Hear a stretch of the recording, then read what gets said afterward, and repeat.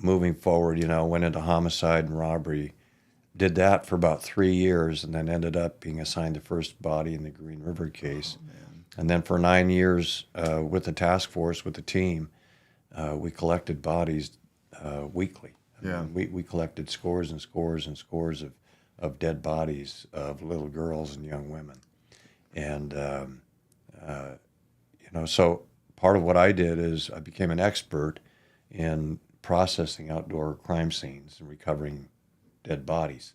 And so, I would travel to Canada, Oregon, Montana, Idaho, California, teach classes, do their outdoor crimes scenes if they didn't, if they called us and thought it might be connected or they just needed some help. Right. Just to give you, the scope of the case, we had over 40,000 tip sheets, and we had collected over 10,000 items of evidence.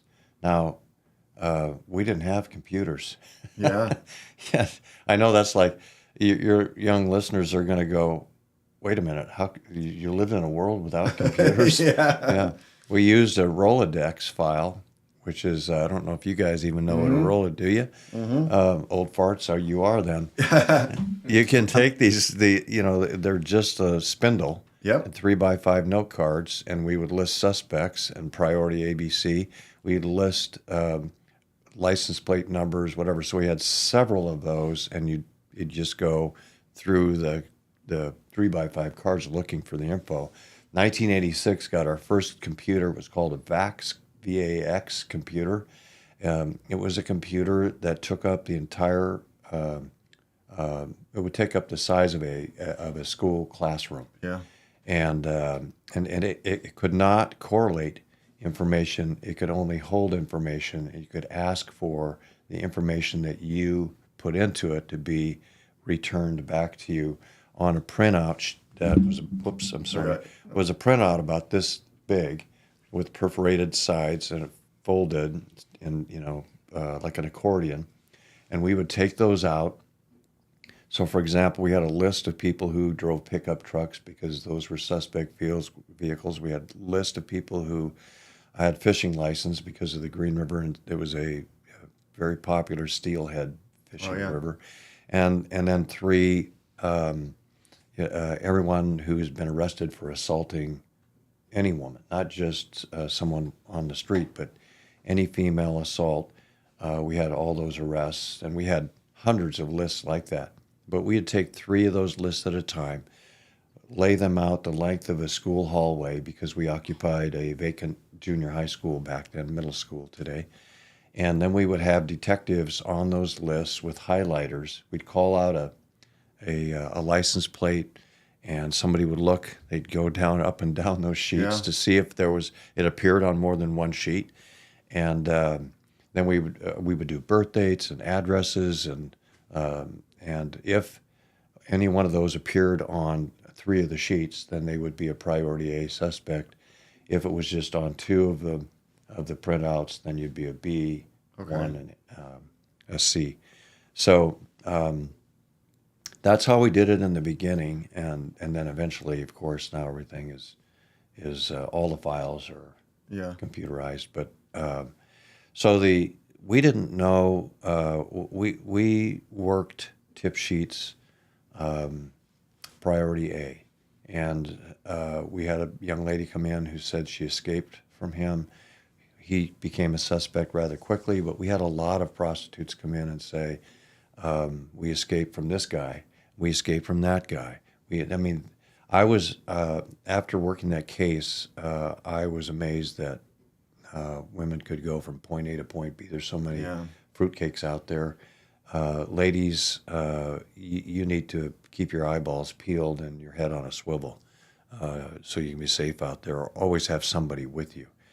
So can you tell us how that went down? Because what'd they do? They got rid of your funding, right? In between that time frame. Oh, they closed the case down in 1990. So I started my first prostitute murder was in January of 1982. Leanne Wilcox, 16-year-old girl, found just South King County. And then Wendy Caulfield was found on July 15th, 1982, and that was a Kent case. And so I started working with Kent from my January case to their July case, thinking they were connected. We thought they might be because they were cousins. We figured that out. But then on August 12th, Debbie Bonner was found. And so then we were immediately, included all three of them. Then on August 15th, Cynthia Hines, Opal Mills, and Marcia Chapman were found. I actually found Marcia Chapman's body on the bank as I was working my way down to look at the other bodies that were in the river. And so that's how the whole thing started. And the very next day, this was on a Sunday, on Monday, we met and we put together a task force of 25 people. And then that went to the end of 1982, and then in 83, end of 1982, actually, I was left alone with the case. They put me in a separate room until I ended up with 13 bodies. By the end of 1983, we had 13 bodies, and we didn't even know it yet. And new sheriff came in and said, okay, we're going to put a task force back together, enhanced task force. January 84, that happened. We collected body after body after body, sometimes 6-7 bodies in a week. And then the end of March 1990, there were 3 of us left. 2 of them went to major crimes to work on other cases, but they continued to monitor because people still called in tips. I was fortunate. I got promoted.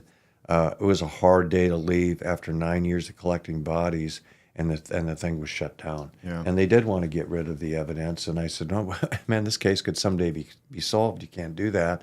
So they stored it all in one place, and fortunately for us, they kept that evidence. And I went out to Burien White Center and worked there as a sergeant on graveyard shift. But what I did a lot of my time out there, there was a lot of activity in that district, high crime area.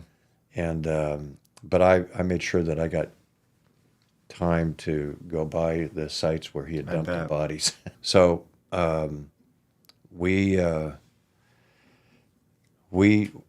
searched his house, but we searched the houses of other suspects too, and we didn't collect any information, any evidence really, from his yard, from his house that day. The only evidence we collected that became important later on was connected to, and the first bodies that I was assigned were found in the Green River. They had bodily fluid in them that we were able to collect. The medical examiner collected them. We froze them, and 82. In 87, we searched his house. We were able to, in the search warrant, take swabs of his cheek. We asked the judge if we could take blood typing, a blood sample. And he said, too invasive, you can't. And so we just took swabs. We froze the swabs in 87, searched his house, didn't find anything, and continued on with the case. And then in 1998 or so, DNA evidence had really come to a point where we thought, okay, the scientists were telling us we could compare your 82 sample and 87 sample. In 1999, we found a lab on the East Coast, took it there. They said, man, this is very fragile evidence, very minute. We don't want to mess with it right now. Let's wait a few months and wait for the science to get better. In 2001, finally, March, we get a phone call from the lab. We can do this. We put the evidence in, and in 2001, March, they started to do their testing. It took until September of 2001 before we knew that the 2 samples had matched. The Green River case, people say Dave Reichert's taking credit for that. No, my face just happens to be the face of the case, but it was a whole team.